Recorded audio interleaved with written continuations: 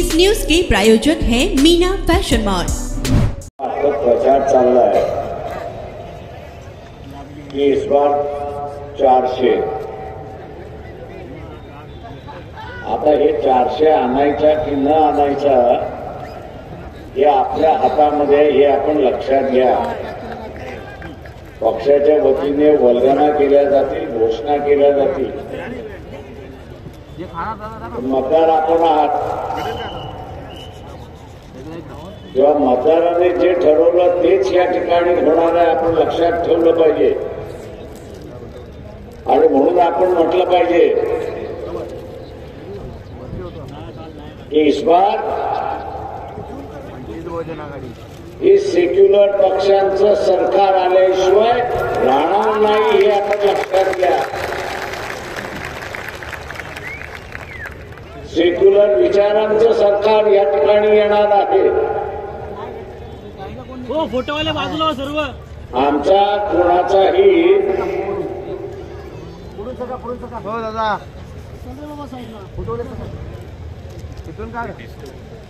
या ठिकाणी धर्माला विरोध नाही, पण धर्माच्या राजकारणाला आमचा विरोध आहे, हे असताना लक्षात घ्या। धर्माच्या नावाने जे राजकारण चाललंय त्याला असताना विरोध आहे। शासनामार्फत सांगितलं जाते की आम्ही हमी देतो। बाबा कसली हमी देता हे तर पहिल्यांदा सांगा। आम्ही चांगल्या गव्हर्नन्सची हमी देतोय म्हणून सांगतात आहेत। गेल्या 10 वर्षामध्ये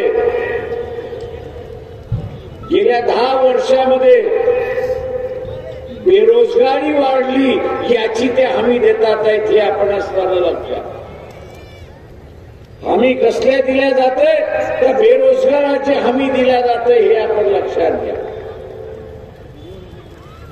हमी कसली दिली जाते ते याच नव्या मुंबईमध्ये जरांगे पाटील येऊन गेले, त्यांना इथेच अडवण्यात आलं।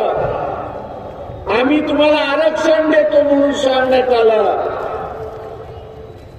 परंतु प्रत्यक्षात त्या आरक्षणापेक्षा निराशाच दिली अशी असताना परिस्थिती। म्हणजे हमी कसली तर फसवणुकीची हमी त्या ठिकाणी देण्यात आली, फसवण्यात आलं असं ते जरांगे पाटील त्या ठिकाणी।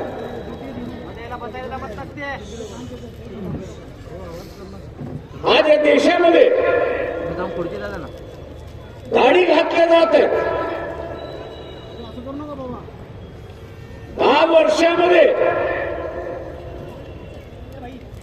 या सरकारने आकडे द्यावे ते आम्ही किती दाढी घातली। माझ्या माहितीप्रमाणे त्यांनी असताना एकंदरीत 30-35 हजार ठिकाणी दाढी घातली। दाढी घालणं हा तुमचा अधिकार आहे, त्याच्याबद्दल आम्ही म्हणत नाही, शासनाचा अधिकार आहे। पण ज्यांच्यावरती तुम्ही दाढी घातल्या त्याच्यापैकी किती जणांना कोर्टाने शिक्षा सुनावली की त्यांनी चोरी केली आहे म्हणून, काळा धन आहे म्हणून। उलट आपल्याला असणारं दिसतंय की गंगेमध्ये गेल्यानंतर, स्नान केल्यानंतर आपल्या सगळे पाप धुतल्या जातात। तशा रीतीने भारतीय जनता पक्षामध्ये प्रवेश केला की असणारा चोर साफ होऊन जातो अशी असणारी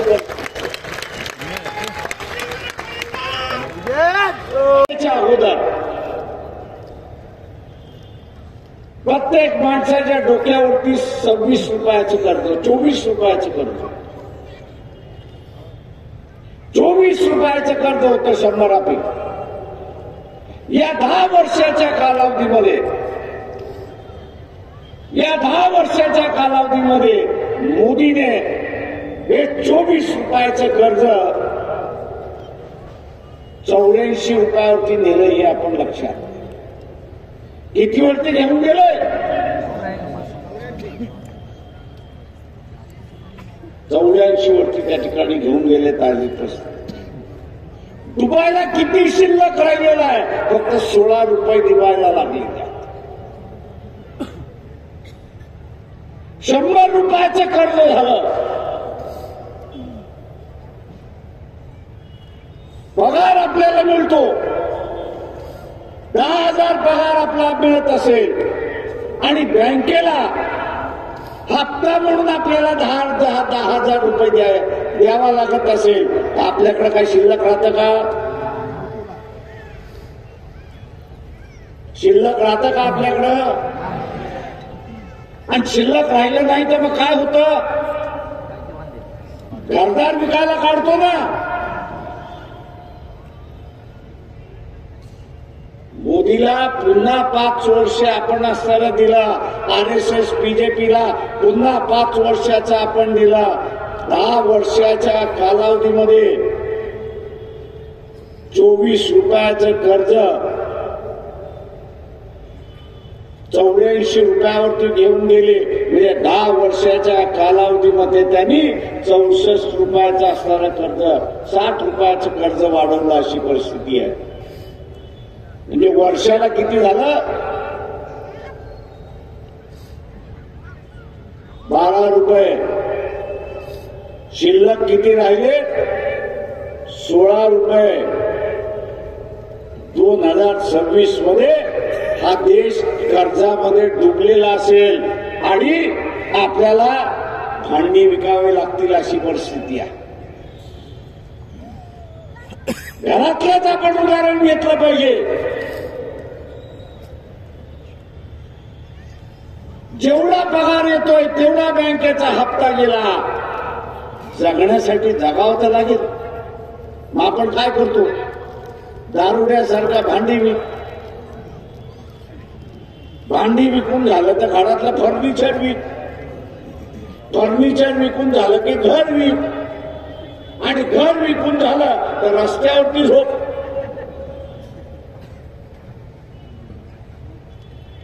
भारतीय जनता पक्षाला माझं आव्हान आहे की मी जे म्हणतोय ते खोटं आहे ते करून सांगा. आव्हान आहे.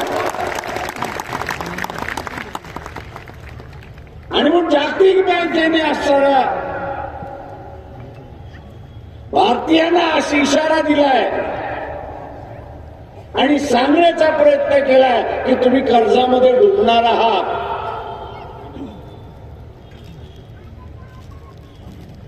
तुम्ही कर्जामध्ये डुबणार आहात. तुम्हाला कर्जामध्ये डुबायचं, तुम्हाला कर्जामध्ये डुबायचं नसेल तर तुमचं मत भारतीय जनता पक्षाच्या विरोधात तुम्ही दिलं पाहिजे, हे असं लक्षात.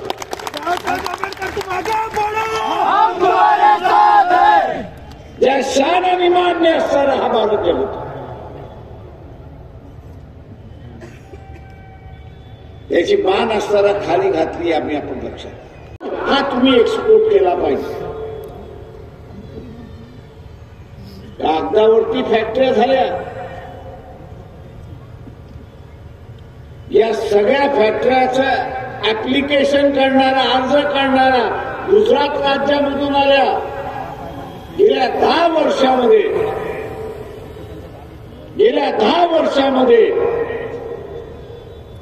याच्या खाली जी लूट झाली, इम्पोर्ट सबस्टिट्यूटच्या नावाखाली लूट झाली, ही 8 लाख कोटीची लूट झाली, हे आपण असताना लक्षात.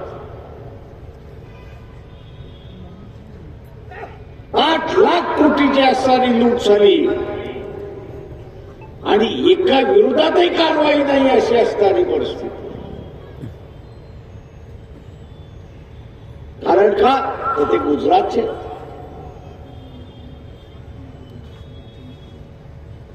गांडाबाईचे, गुजरातचे, पंतप्रधानाच्या राज्याचे आहेत आणि म्हणून कारवाई नाही.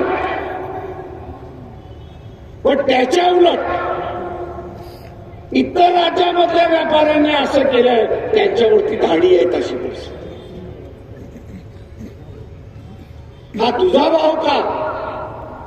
गुजरातच्या गुजरातच्या व्यापाऱ्याला एक वागणूक आणि देशाच्या दुसऱ्या कार्यकर्त्याला वेगळी वागणूक आहे की नाही? RSS वाल्यांनी सांगा. चॅलेंज आहे माझं. नावासकट मी असणारा देऊ शकतो की तुम्ही इतर राज्यांच्या कोणावरती असणाऱ्या कारवाया केल्या आणि गुजरातच्या लोकांवरती कारवाया केल्या नाही. मी त्या सनातनवाल्यांना विचारतो, हा भेदभाव नाही का?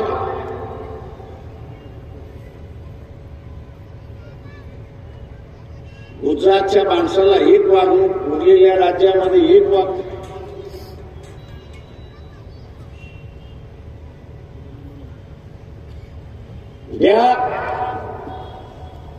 याला पुन्हा तुम्ही असणारा जर सत्तेवरती आणलं तो 2-4 कारखाने गेले आपण बघितलं.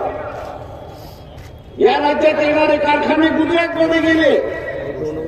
5 वर्ष याला राज्य दिले ते इथले सगळे कारखाने गुजरातमध्ये गेल्याशिवाय राहणार नाही हे लक्षात.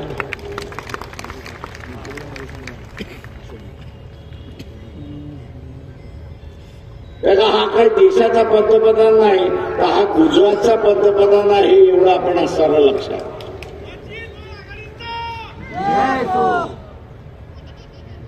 मला माहिती आहे की तुम्हाला पचणं कठीण जाणार आहे. इथे कारखाने निघून गेले की मग तुम्ही म्हणाल सुरुवात राहिले ते आंबेडकर म्हणत होते खरं होतं, आपण ऐकलं पाहिजे होतं. बाबासाहेब आंबेडकर आगे बढ़ो, हम तुम्हारे साथ हैं. चुलीवरचा असणारा भात शिजला की न शिजला त्या भातामध्ये आपण हात घालत नाही. एक कण बघतो आणि त्याच्यावरनं आपण सांगतो की हा भात शिजलेला आहे. इथले कारखाने गेले की न गेले? इथले कारखाने गेले की न गेले? पळवले की न पळवले? उद्या पुन्हा पळवल्या जातील. काका तुम्ही पुन्हा सत्तेवरती बसल्यानंतर निकष हाच काढला जाणार आहे की कारखाना पळवण्यासाठी आम्हाला मताच्या रूपाने लायसन्स देण्यात आलेला आहे. उद्या हे लायसन्स काढून घ्यायचं असेल तर भारतीय जनता पक्षाच्या विरोधात मतदान आपण केलं पाहिजे हे असणारं लक्षात.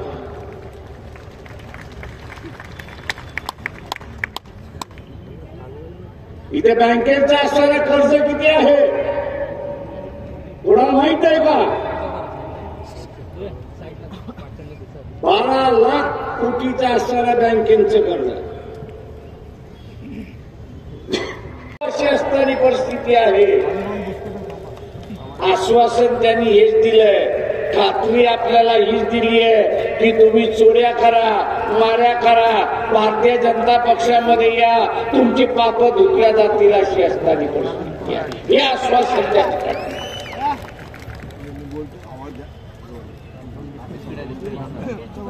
मला आपल्या सगळ्याला आव्हान आहे,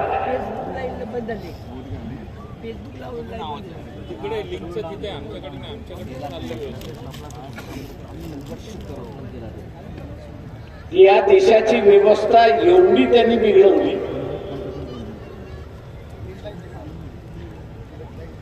की कोर्टाला म्हणजे चीफ जस्टिसला चंद्रचूडना म्हणावं लागलं की मी आता इथला इलेक्शन ऑफिसर. चंदीगडच्या प्रकरणामध्ये, मेयरच्या इलेक्शन मध्ये म्हणजे यांनी एवढं भय निर्माण केलं की अधिकारी कोर्टासमोर सुद्धा खरं बोलत नाही अशी असणारी परिस्थिती. आणि म्हणून तिथे असणारा चीफ जस्टिस चंद्रचूड यांना म्हणावं लागलं की मी आता रिटर्निंग ऑफिसर आहे आणि मीच आता मतदान त्या ठिकाणी मोजणार. त्यांनी मतदान मोजलं आणि मोजल्यानंतर भारतीय जनता पक्षाचा माणूस तो जिंकलेला होता, तो हारलेला होता आणि हारलेला माणूस जिंकल्याला दाखवला होता. अशी असताना सरकार हमी काय देते की खऱ्याचं खोटं, खोट्याचं खरं, या बोटावरची थुकी त्या बोटावरची आम्ही तुम्हाला करण्यात मदत करणार आहोत. अशी असताना म्हणजे पूर्णपणे भ्रष्टाचार. न खाऊंगा न खाने दूंगा अशी असणारी जी गोष्ट आहे तिला खऱ्या अर्थाने उतरवलं व्यवहारामध्ये. न खाऊंगा न खाने दूंगा लेकिन भैंस खाते रहूंगा अशी असणारी परिस्थिती त्यांनी त्या ठिकाणी. बाळासाहेब आंबेडकर आगे बढ़ो, हम तुम्हारे साथ हैं. म्हणजे जे काय करणार ते मीच करणार. हा एक नवा हुकुमशहा आपण निर्माण केला हे लक्षात. एक नवा हुकुमशहा आपण असं सुरुवात केलेला आहे की जे कोर्टामार्फत आपल्या समोर या ठिकाणी आलं. मित्रो,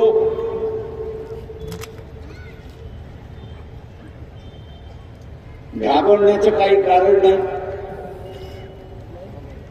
पण इथल्या व्यापाऱ्याने घाबरलं पाहिजे एवढं निश्चितपणे त्यांना सांगितलं. सामान्य माणसाला घाबरण्याचं कारण नाही. ते आपल्या घरामध्ये सोनं नाही, नाणं नाही, नोटा नाही, पण व्यापाऱ्याने घाबरलं पाहिजे एवढं लक्षात. आतापर्यंत व्यापारी हा भारतीय जनता पक्षाला डोनेशनही देत होता आणि मतदानही देत होता, RSS ला पैसाही देत होता आणि डोकंही देत होता. अशी असणारी परिस्थिती आहे. या व्यापारी वर्गाला माझं सांगणं आहे की पुढचा नंबर तुमचा. येणाऱ्या 5 वर्षाचा कालखंड हा पुन्हा मोदीच्या हातामध्ये तुम्ही दिलात तर तुमच्या घरासमोर ईडी आल्याशिवाय राहणार नाही हे लक्षात घ्या. बहुजन आघाडीचा तुमच्या घरासमोर ईडी आल्याशिवाय राहणार नाही हे लक्षात घ्या.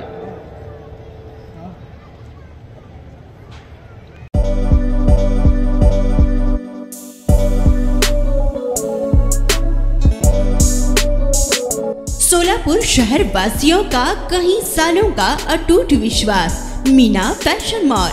ईद हो या दिवाली, ग्राहक की पहली पसंद मीना फैशन मॉल. दिवाली हो या रमजान या कोई भी हो त्योहार, मनाओ मीना फैशन मॉल के साथ. अपनी शादी को बनाओ और भी शानदार मीना फैशन मॉल के साथ. मिलेंगे हर रंग, हर क्वालिटी, ढेर सारे वैरायटीज. मीना फैशन में बच्चों से लेकर बड़ों तक के शानदार से शानदार ड्रेस लाचा आपको बिल्कुल ही कम दामों में मिलेगा. हमारा पता कॉमकाम चौक सोलापुर.